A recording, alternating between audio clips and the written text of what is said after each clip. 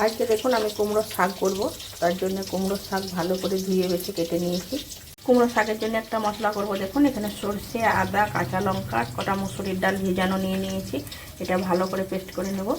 আর এখানে দিয়ে দিয়েছি 5 ফোড়ন, কটা থেতো করা রসুন। এটা ভালো করে ভেজে নেব। দেখুন রসুনটা আমার ভাজা হয়ে গেছে। আমি মশলাটার সঙ্গে সরষে বাটাটার সঙ্গে নিয়ে নিয়েছি চিনি, হলুদ আর লবণ।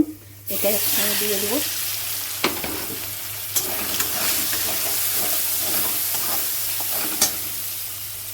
এর মধ্যে শাকগুলো দিয়ে দেবো। ভালো করে নাড়তে হবে।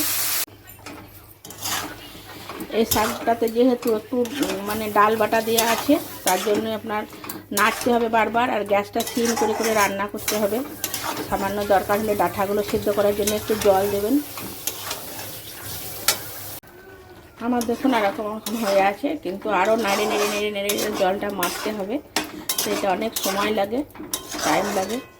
আর ডালটা যেন সর্ষের থেকে বেশি দেবেন না। 1-2 চামচ সর্ষেতে 1-2 চামচই ডালটা দেবেন। এরকম নেড়ে নেড়ে নেড়ে নেড়ে জলটা অনেক এখনও মারতে হবে আমাকে।